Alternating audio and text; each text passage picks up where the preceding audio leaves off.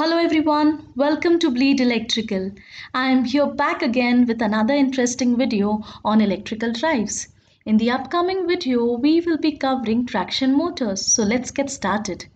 In this video, we shall see what is traction, drives used in traction systems, electric and non-electric traction, and general features of traction motors, both electrical and mechanical.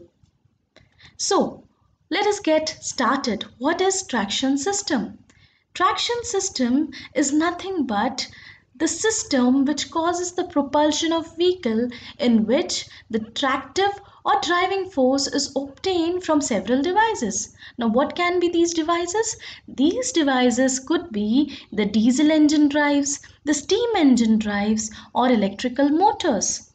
And this particular system is called the traction system. Now it can also be defined as a railway vehicle. It provides necessary traction power to move the train. And the power can be extracted from diesel, the steam, the electric power. So power could be anything. Now traction system can be classified into two categories. One is the non-electric traction system and another is the electric traction system. Here you find electric traction system in this image.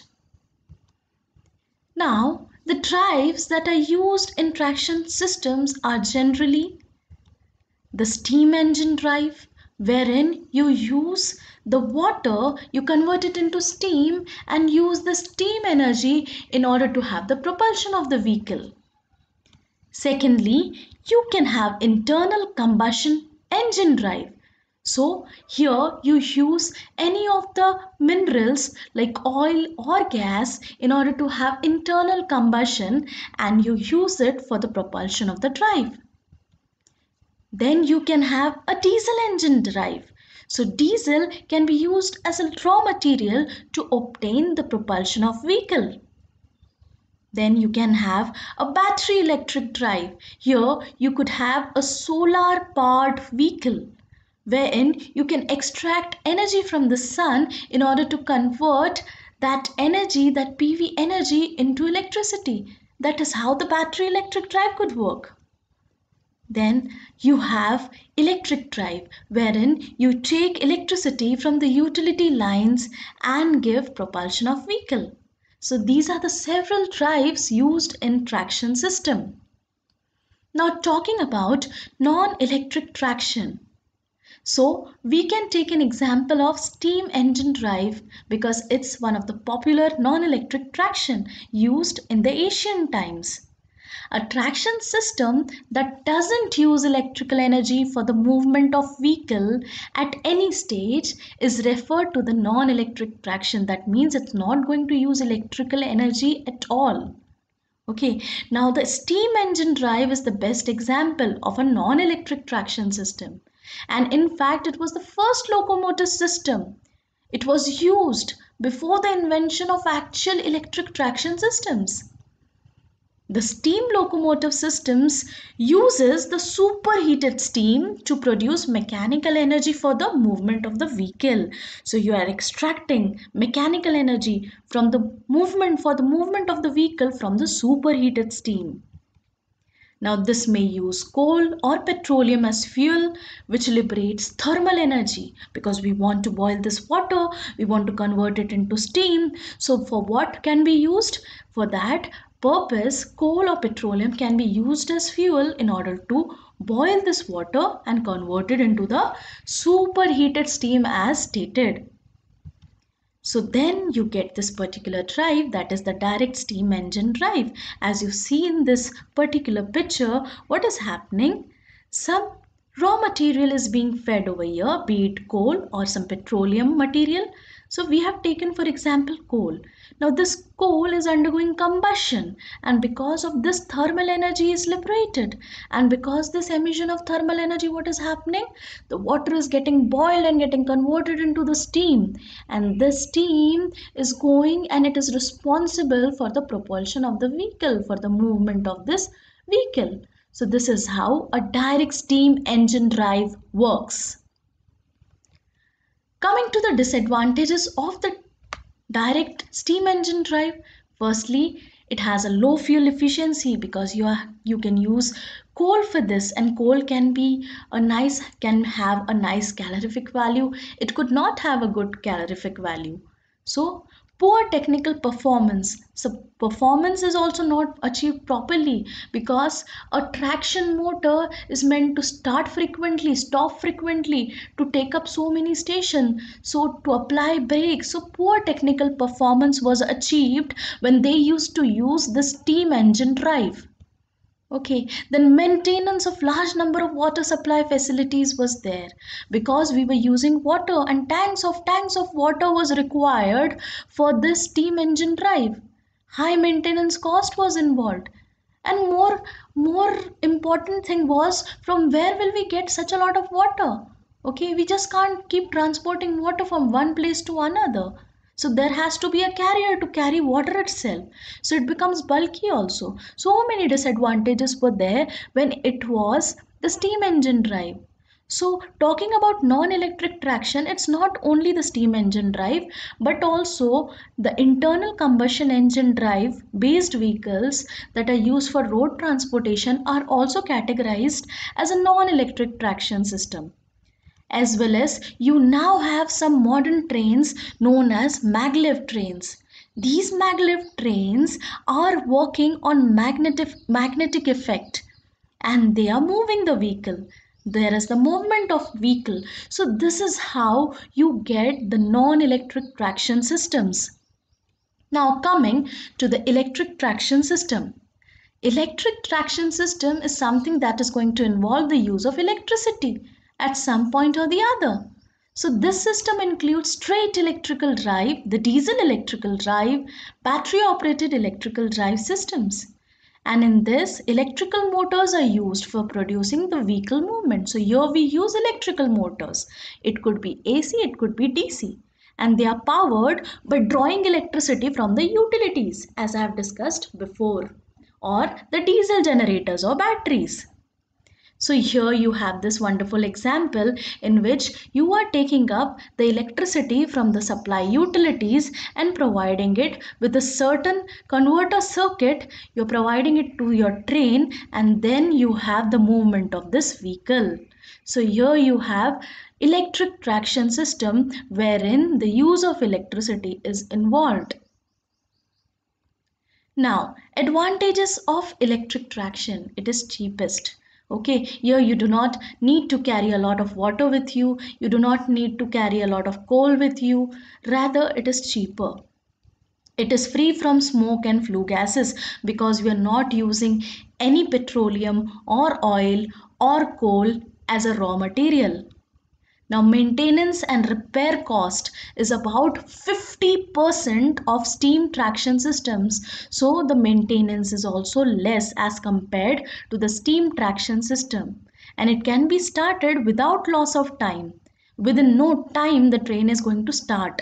Okay, and this system uses DC as well as AC series motors, which have very high starting torque. And for a train, it has to carry so many wagons behind. So obviously, it has to have a high starting torque because the load is more. Now, in electric traction, regenerative braking is used, which feeds back 40% of the energy. That means saving in energy is also achieved, and regenerative braking is also possible. Now, saving in high grade coal. No coal is required for electric traction. So, there are no flue gases, no smoke, no pollution. High grade coal is also saved because it takes thousand years to form the coal inside the earth's crust. So it is not really required when you are talking about electric traction. So now let's talk about the disadvantages. It has higher initial expenditure, yes, because you need to have the supply utilities, you need to have the transmission towers, you need to have a proper railing system, you need to have so many arrangements when you talk about electric traction system. So there is a higher initial expenditure. Then failure of supply is always a problem for electric traction. If there is a failure of supply, then what? The services will be getting interrupted. Then additional equipment is required for braking purposes. Okay, to make the train stop, you require additional equipments. The electrically operated vehicle have to move only on electrified tracks, so you can't just have random tracks. It needs to be built with proper and utmost care. Then there is interference with the telegraphs and telephone lines. Now, let's discuss the general features of traction motors. Firstly, let's discuss about the mechanical features. A traction motor must be robust and capable to withstand continuous vibration. If it is undergoing continuous vibration, it should be able to withstand it. Since service conditions are extremely severe, the train is not going to have a smooth path. In India itself, we are having so many plateau regions, the plains, the ghats, the mountain regions. So train should be able to cover so many things. Correct. Then the weight of the traction motor should be minimum in order to increase the payload capacity of the vehicle. And we achieve this by having high speed motors. And the upper limit is fixed by excessive centrifugal stresses. Then the traction motor is located underneath the motor coach, so there's no space over there. If you have visited a loco shed and if you have at all seen what is there inside the engine, you find this traction motor is underneath the motor coach, so it is having relatively very small area to be placed. So what has to be done? It has to be compact. Okay, it should not take more space, the dimensions should be really less.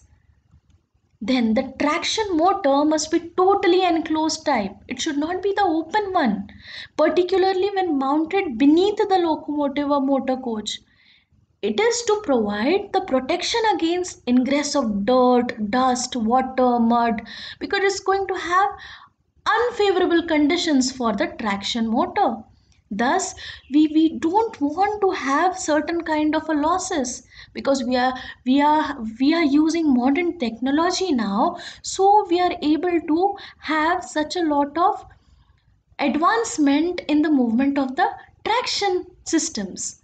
Okay, so here we can use cast steel or fabricated steel, which gives more mechanical strength and it is made in place of cast iron. So for those parts of the motor which are not highly stressed must be made of pressed or fabricated steel plates and light alloys, because they are not going to undergo that lot of stress. But for the material that is undergoing a high suppression or highly stressed area has to be taken care. So this is about the mechanical features. Now covering the electrical features of an electric motor. So high starting torque is required when I talk about any electric traction system. So it has to have a high starting torque. A traction motor must be capable of developing high starting torque, especially when the train is to be accelerated at a reasonably high rate, such as in case of urban and suburban services. We will be talking about the services in our upcoming videos. So there are different kind of services in which you need high starting torque facility because it should quickly start and it should quickly brake. Then simple speed control technique should be there. It should be simple. The speed control method should be applicable to any train. Okay, because it has to undergo very frequent start and stop operations. Then self-relieving property should be there. Okay, so the speed torque characteristic of the motor should be such that the speed may fall with the increase in load. The motor such must have such a speed torque characteristics for its self protection against excessive overloading. Okay, because anything can happen because of the overload. Then it should be having a possibility of dynamic or regenerative braking. That should be possible when you talk about electric traction. So the traction motor should be amenable to easy and simple methods of rheostatic and regenerative braking. Then talking about other electrical features, it should have a capability of withstanding voltage fluctuations. So the traction motor should be capable of withstanding rapid fluctuations. because of the supply voltage or because of the inrush current in the starting. So it should be capable of withstanding the voltage fluctuations also. Then it should be capable enough of withstanding temporary interruption of supply, because you never know, the services should not be hindered in between because of the loss of power. Okay, so traction motor should be capable of withstanding temporary interruptions of supply without any inrush currents. Okay, then overload capacity should be more because it is subjected to hardest duty, heavy duty. Then parallel running should be made possible because we are not using one motor. Okay, we are going to use simply so many motors in order to have a proper operation. So 2 or 4 motors per motor car are required. So traction motor therefore should be such that the speed torque and current torque characteristics, that when they are operated in parallel and mechanically coupled, they share the load almost equally. So it has to have a certain balance. So parallel running should be made possible, and most of the suitable motors for DC systems are the series and compound motors, whereas AC we can also use in AC systems. It could be the single phase series motor, and 3-phase induction motors are implied. So these are the electrical characteristics. That's all for this video. In the upcoming video, we'll be discussing more on traction motors. Thank you. Keep watching.